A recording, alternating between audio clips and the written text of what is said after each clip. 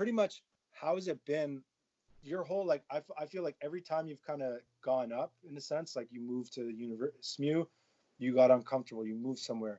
When you moved up, became all Canadian, you were uncomfortable because you're in a position that you'd never been in before, and you were looking around, you didn't seem like you belonged in a sense or whatever, based on like the visual. When you moved up to law school, kind of again uncomfortable being in a position that you've never been in, going to and then also being going through the interview process for articling, again another process of being uncomfortable. Like, what do you feel about being uncomfortable? Like, how did your first initial move to Nova Scotia essentially kind of build you up for your future success in terms of everything that you've done?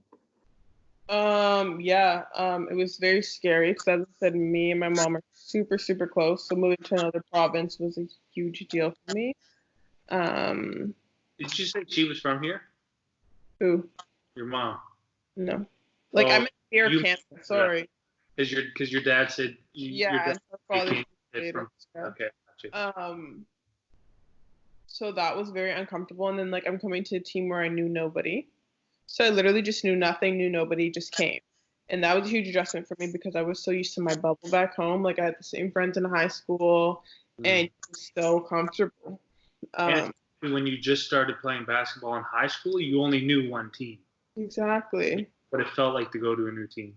And then my rep team, like, I love those girls too. So it was an adjustment, but I think it just built me in, like, independence too, like, being able to like rely on yourself and meet new people. And I just think I've gotten used to being uncomfortable, and like not even used to being uncomfortable. Like, I expect to be uncomfortable at some point in my life every so often.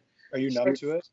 I'm not numb to it. Like, job interviews, for example, like first year I went through the process, I didn't get a job. It was so scary, but like I was so happy I went through that process that this year I went through it a lot more comfortable and a little bit more relaxed. You're still nervous, like I'm still a human being, but I don't know, I think there's something like beautiful that comes out of being uncomfortable. And like, even if like you don't get the job you wanted or the mark you wanted, like you challenged yourself. And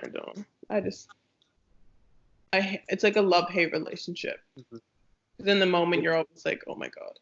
Will, are you numb to the uncomfortable feeling of going for a PR or a you've never hit before? Like, you're just numb to that feeling of going for a 525 deadlift or 575?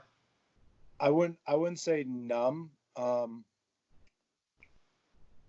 usually am confident in my ability in terms of leading up to something that I want to do. Like, if I'm going for PR, I'm usually confident in like the preparation, the work that's put in, the dedication and time and effort, like the thought process behind everything. But there are days that like there are times where like you think like you're ready, and like you wake up that day and you don't feel like, you might not feel right. I don't know if Shan can attest to this, maybe going to school like certain days, like, or waking up for an exam or test at some point, and like you just feel a bit off almost, and you try to like you're still trying to get your mind wrapped, but like you just don't, like, you almost kind of like, it's just, you're not, I don't know, it's like the energy is not there, right? It happens occasionally and you still go for it, but it's just a reminder that like not every day, not every challenge that you are gonna go up against is gonna go like the way that you expect it to go.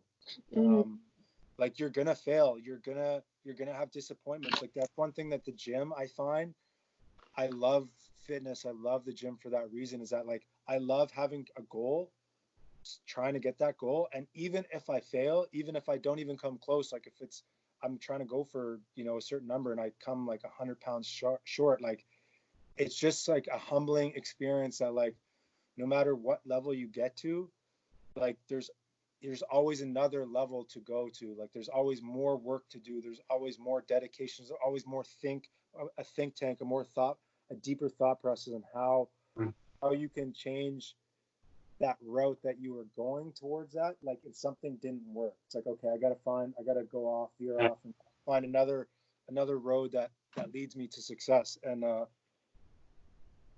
that's why I love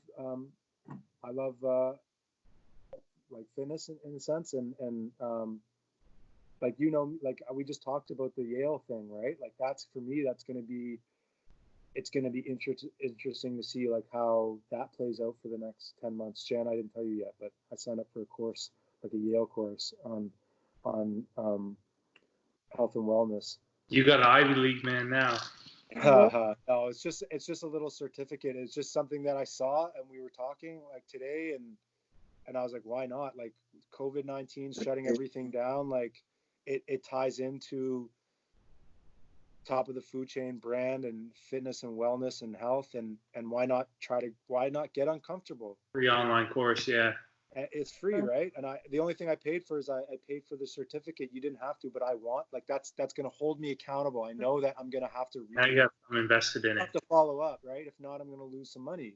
So no, like I think failure and uncomfortable feelings like are a natural part of growth. And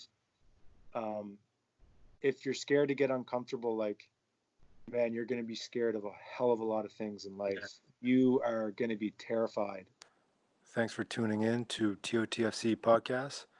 If you liked it and you want to hear more, please share it with a friend, a family member, a teammate, or anybody.